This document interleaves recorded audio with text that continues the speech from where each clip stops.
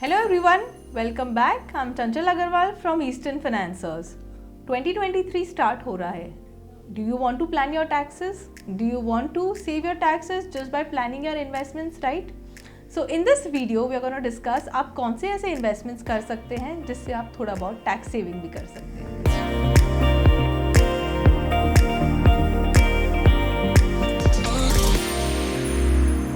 Benjamin Franklin ने कहा है सिर्फ दो चीज़ें काफ़ी सर्टन है लाइफ में, एक तो है डेथ और दूसरा है टैक्सेस.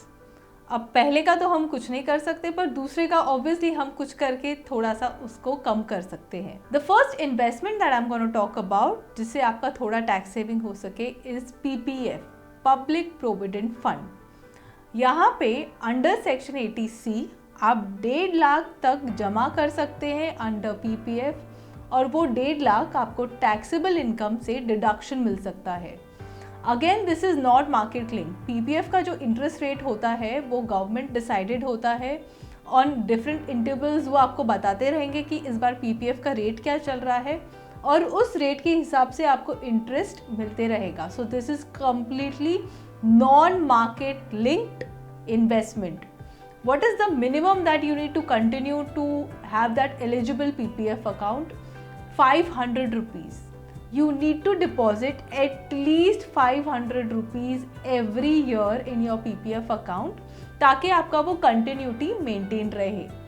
PPF का टर्म जनरली 15 साल होता है और उसके बियॉन्ड भी 5 साल से आप एक्सटेंड कर सकते हैं. So this is in some way a longer tenure investment. In case अगर आपको पैसों की ज़रूरत पड़ गई तो देर is an option for premature withdrawal after 5 years subject to some small penalty. दूसरा, you can take loan against your PPF account. So 25% of the corpus is available as loan, जहाँ पे आपका इंटरेस्ट रेट रहेगा जो भी आपका PPF running rate है, जो भी आपको इंटरेस्ट रेट मिल रहा है गवर्नमेंट से, that plus 2% is your interest rate. So that's about PPF. अब सेकेंड ऑप्शन है यहाँ पे पेंशन स्कीम. पेंशन पे आप अंडर 80C 1.5 लाख तो बचा सकते ही हैं, आपको एडिशनल 50,000 का डिडक्शन टैक्स सेविंग मिलता है under section 80CCD, which means in totality you can claim 1.5 lakh under 80C and 50,000 under 80CCD.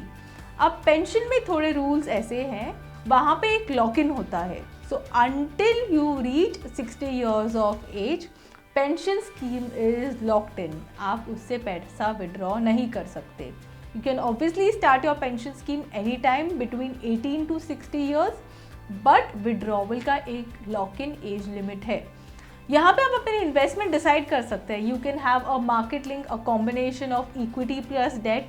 आप ये परसेंटेजेस डिसाइड कर सकते हैं कि मुझे इतना पर्टिकुलर परसेंटेज इक्विटी में चाहिए, इतना डेट में चाहिए, या तो आप एक ऑटो मोड पे जा सकते हैं जहाँ पे ये ऑटो डिसाइडेड हो जाता है basis your age what is the minimum that you need to put in equity and debt. Again यहाँ पे कंटिन्यूटी काफ़ी ज़रूरी है. Every year minimum investment that you need to do in a pension scheme is 1,000 rupees to maintain that continuity. Third investment option जो हम discuss करने वाले हैं वो ELSS, which means tax saving mutual funds. यहाँ पे आप 1.5 lakh again under 80C mutual funds के वो स्पेसिफिक स्कीम्स में जमा कर सकते हैं, और जो म्यूचुअल फंड आपसे कलेक्ट करके इक्विटी स्टॉक्स, इक्विटी मार्केट्स में इन्वेस्ट करता है. ELSS का एक एडवांटेज होता है कि इसका lock in is only 3 years, which means अगर आपने आज इन्वेस्ट किया है 3 साल तक आप उसको विड्रॉ नहीं कर सकते हो, बट उसके बाद आप उसको फ्रीली विड्रॉ कर सकते हैं. So comparative to PPF and compare to pension, ELSS में लॉक इन ऑब्वियसली थोड़ा सा कम होता है. Now this is strict lock in, मतलब आप एग्जिट लोड पे करके भी ये विड्रॉ नहीं कर सकते हैं. स्ट्रिक्ट लॉक इन आ जाता है अंडर ELSS. अब समझते हैं कि इसमें मैच्योरिटी पे क्या होता है. PPF is completely tax free, which means आपको जो मैच्योरिटी पे भी प्रोसीड्स मिलता है that is also tax free. आपको उस पर टैक्स नहीं देना है. Under pension there is a 60-40 rule. So some percentages that you get you will have to offer taxes on that. ELSS में जो आपका मैच्योरिटी प्रोसीड्स होता है, तो एनीथिंग अबव कॉस्ट, अगर आज आपने 1.5 लाख जमा किया है और मैच्योरिटी पे लेट्स अज्यूम आपको 2 लाख मिल रहा है, तो जो एडिशनल आपको मिला है 50,000, उस पे आपको टैक्सेस भरना है। तो अगेन ELSS में 1.5 लाख जो आप भरते हो वो टैक्स फ्री हो जाता है, बट जो भी आप गेन्स कमाते हो over and above that is taxable. Again एक फोर्थ इन्वेस्टमेंट ऑप्शन है which is called ULIP. Now ULIP is a combination of insurance plus investment. यहाँ पे क्या होता है, आपको कुछ साल तक एक पर्टिकुलर सम भरते जाना है। अगेन हर एक पॉलिसी अलग होती है, बट सब पॉलिसी का एक मोटो होता है कि आपको कुछ साल तक कंसिस्टेंटली प्रीमियम्स भरते जाना है। Again at retirement of that policy आपको एक पर्टिकुलर सम मिलता है, दैट इज यूलिप। यूलिप का एक डिसएडवांटेज है कि एक तो ये 5 साल के लिए लॉक्ड इन होता है, which means you can not withdraw for the first 5 years. Second, the charges are very, very high. You have mortality charges, administrative charges.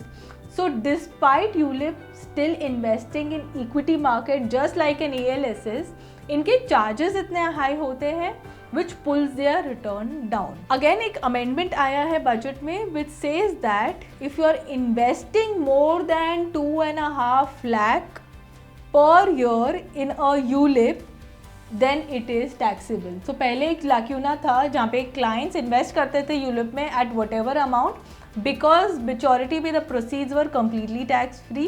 To pull out this lacuna, एक अमेंडमेंट आया है कि अगर आपने 2.5 लाख के ऊपर एक साल एक यूलिप में इन्वेस्ट करा है, तो जो आपका प्रोसीड्स है that is no more tax free. Besides these, there are lot of other investments like Sukanya Samriddhi, जहाँ पे आप एक गर्ल चाइल्ड के एजुकेशन के लिए इन्वेस्ट कर सकते हैं.